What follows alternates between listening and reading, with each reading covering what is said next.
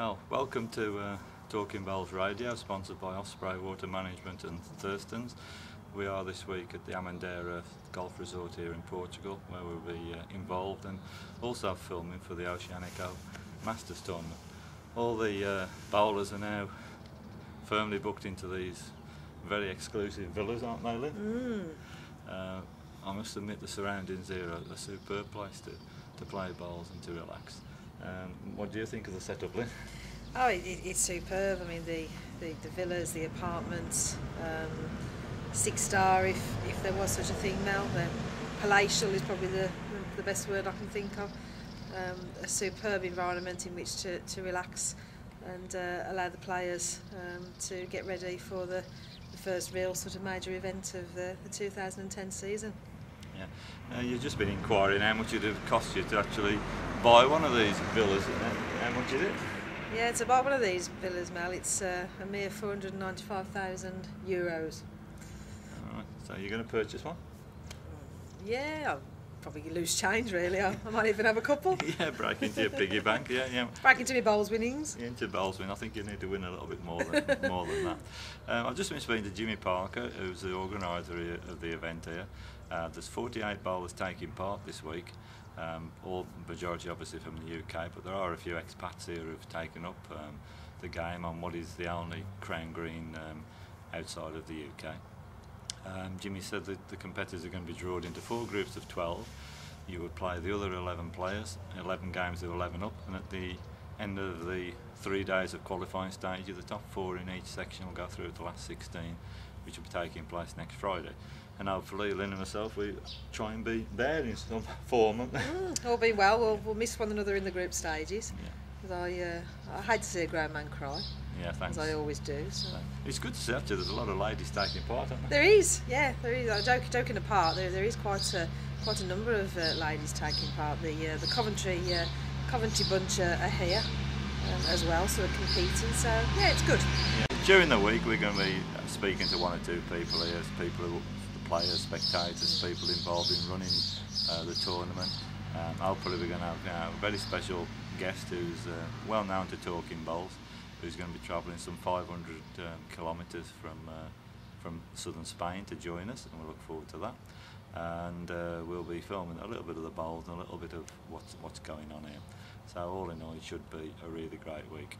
I'm sure that Paul, our boss, Paul Hickman, is wishing he was here with us, and we would like you to have you here with us as well, mate. So until then, we'll be back in England next weekend. Until then, bye Paul and everyone. See you, mate. Well, I'm now joined by Peter Kane, who is the bowls manager here at the Amendeira Golf Resort. Welcome, Peter. Hello there.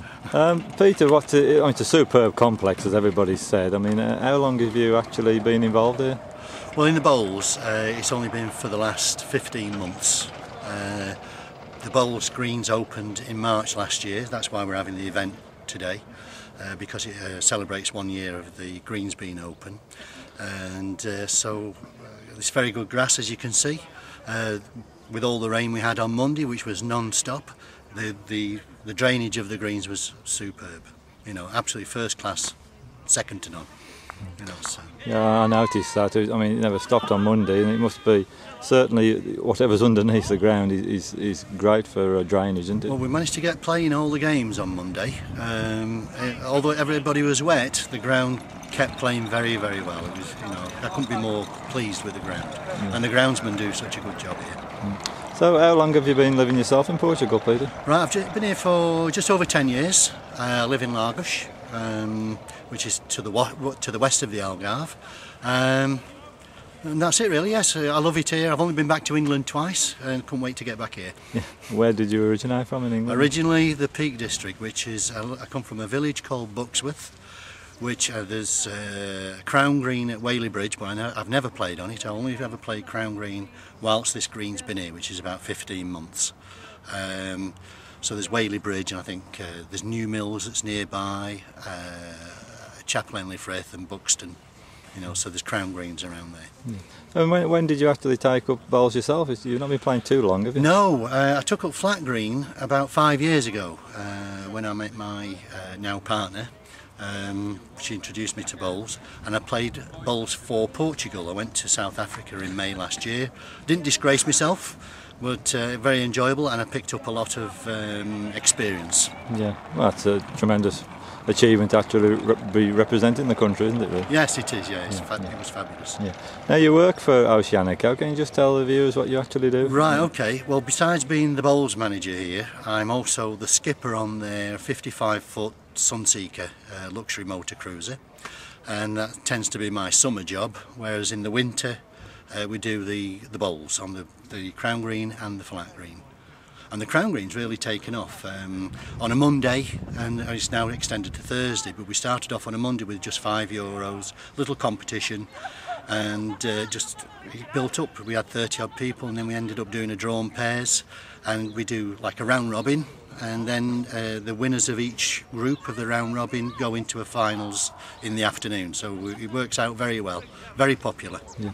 I mean, I noticed I came here last March, and a lot of the flat green people, such as yourself, had a go in the crown green, and struggled a little bit, but I've noticed they've learnt a lot. I mean, yes. Some of them have really done particularly well in this event, including yourself. Obviously, that's right. I think you're through to the finals now, aren't you? But it is. I mean, how do you find the difference in the two codes? Well, I've always said, and I do believe, that crown green has adapt to flat green better than flat green adapting to crown green, but it has helped me with a lot of aspects of my game. I know it sounds crazy, but by playing crown green I can read lines better when there's a funny line on the flat green. It doesn't bother me anymore. It used to really bother me, but now, after crown green, I just find that crown green's helped my flat green game a lot.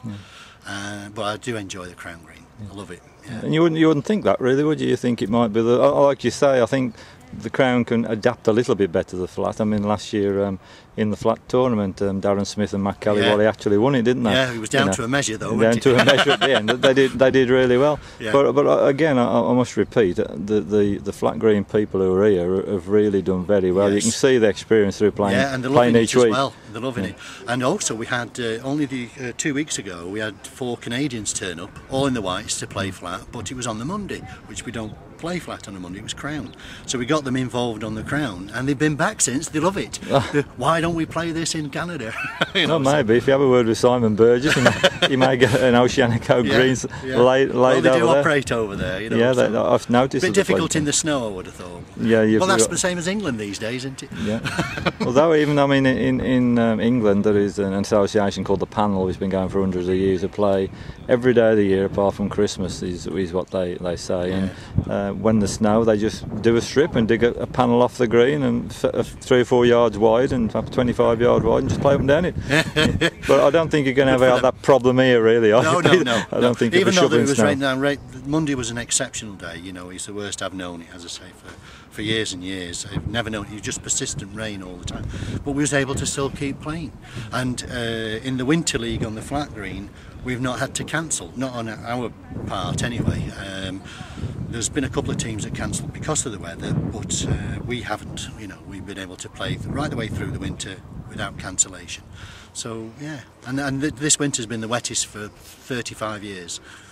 It's same in the UK. Apparently. I assure you that. Well, it's everywhere. I've got friends in Florida. It's coldest for 40 years there, apparently. So. What I've noticed, I mean, it's the second time I've been here myself, is there's a great sort of camaraderie between the flat players and the crown green players, and everybody seems to all muck in, as it were. Yes, they do. And get on very really well. Great. Yeah, it's really great here. Yeah. I mean, crown green bowlers have generally got quite a sense of humour, as you probably know. Yeah, and the ones that do from the flat have taken to it. Yeah. And this is why Mondays has built up.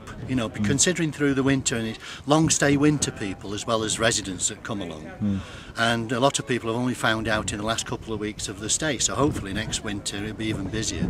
But because it's been successful on the Monday, we've extended it now to the Thursday, so it's now twice a week we do a little competition, which is great fun, and it is camaraderie. It's very good. It's great seeing you gain new members, and it's building up. Yes, it is. Yeah. Which is bodes well for the future. Yeah, and we've got visiting groups on the crown green next week.